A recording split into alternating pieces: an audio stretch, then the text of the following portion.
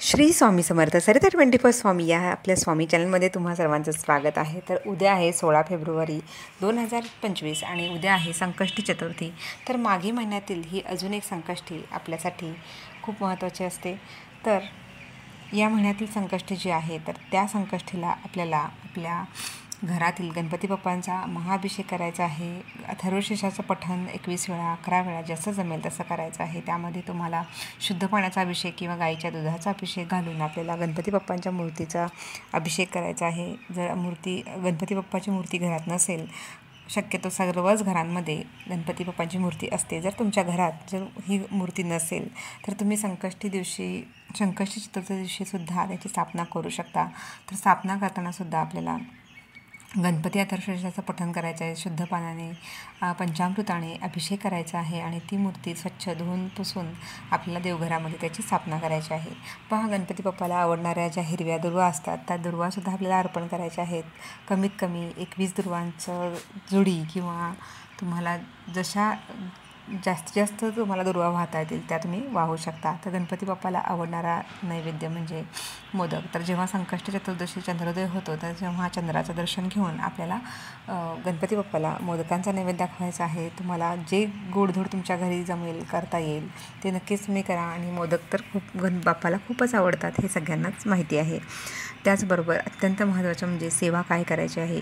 तर तुमच्या घरी लहान मुले जर हट्टी तापट असतील किंवा घरात तुमच्या काही महत्त्वाचे अडचणी असतील, संकट असतील, दुःख असेल किंवा म्हणतो आपण कोणी आजारी असेल, जॉब बिझनेसमध्ये बरकती नसेल, आर्थिक संकट असतील किंवा अजून काही संकट असतील, घरात वादविवाद असतील, अशांती असेल तर नक्कीच आपण गणपती बाप्पाचा मानसन्मान केला पाहिजे। संकष्टी चतुर्थीला तुमच्या घराजवळ असणाऱ्या गणपती बाप्पाला जाऊन तुम्ही खडीसाखर, नारळ, दुर्वा आणि लाल फूल, गणपती बाप्पांना आवडणारं जास्वंदीचं लाल फूल व्हायचं आहे, खडीसाखर व्हायची आहे आणि मी स्वामींची सेवेकरी आहे आणि गणपती बाप्पा तुमचा आम्ही मानसन्मान करत आहे। आपलं नाव, गोत्र, ठिकाण, वेळ ह्या गोष्टी सांगून आपण त्यांना विनंती करायची आहे। हातामध्ये नारळ घ्यायचा आहे, विडा, त्यानंतर विड्यावरची 2 पानांवर सुपारी आणि जी यथाशक्ती दक्षिणा जमेल ती दक्षिणा घेऊन आपल्याला गणपती बाप्पांकडे प्रार्थना करायची आहे की हे अमुक माझं संकट जे असेल तर ते लवकर निर्विघ्नपणे पार पडो आणि आम्हाला योग्य दिशा मिळव, तुमची सेवा आमच्याकडून करो, आमच्या कुटुंबाकडून करो आणि कुटुंबामध्ये सर्वांचं सुखशांती समाधान राहो, हे अशी प्रार्थना करायची आणि आलेल्या संकटाला सामोरं जाण्यासाठी दिशा दाखवावी आणि बळ द्यावं अशी प्रार्थना करावी।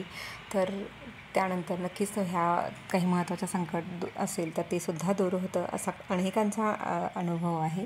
तर गणपती बाप्पांचा मानसन्मान करून आपल्याला तो नारळ तिथे ठेवायचा आहे, त्यांना विनंती करायची आहे आणि जे विड्याची पाने आहेत ते दक्षिणोत्तर ठेवायचे आहेत, म्हणजे दक्षिणेकडे विड्याचं देठ येईल। त्यानंतर नारळ कापूर जाळायचा आहे आणि आपल्याला तिथे गणपती बाप्पांचा जय जयकार करायचा आहे, स्वामींचा जय जयकार करायचा आहे आणि आपल्या घरी यायचं आहे। तर यथाशक्ती जे दान तुम्हाला अन्नदान जे जमेल ते तुम्ही करू शकता। त्यानंतर गणपती अथर्वशीर्षाचं पठण दिवसभरात तुम्ही कधीही करू शकता। त्यानंतर ओम गम गणपते नमः या मंत्राचा जप आपल्याला सतत करायचा आहे, जेणेकरून आपल्याला म्हणतो ना आपण नामस्मरण हे सगळ्यात मोठं कलियुगातील ही साधना आहे, सेवा आहे आणि खूप फलदायी आहे। त्यामुळे नामस्मरणाला कधीही आपल्याला आपल्या मनाला, आपल्या शरीराला नेहमी आपल्याला सवय लागली पाहिजे की आपण कुठल्याही कामात असेल तरी आपण नामस्मरण कधीच खंडित पडता कामा नये। तर अशा प्रकारे तुम्ही संकष्टी चतुर्दशीच्या दिवशी सेवा करू शकता। तुमच्या लहान मुलांना तो अभिषेकाचा तीर्थ आहे ते द्यायचं आहे किंवा त्यांनासुद्धा अथर्वशीर्ष म्हणायला लावायचं आहे।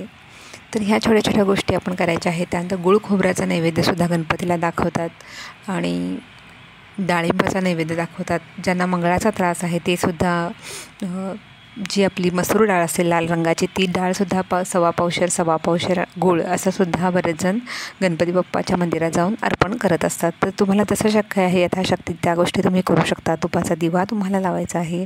त्यानंतर दिवसभर आपल्याला व्रतस्थ राहायचं आहे आणि संध्याकाळी चंद्रोदयानंतर चंद्राचा सर्वप्रथम पूजा करायची आहे। चंद्राला नैवेद्य दाखवून मग आपण गणपती बाप्पाची पूजा करून आरती करून आपण नैवेद्य दाखवून मग आपण उपवास सोडायचा आहे।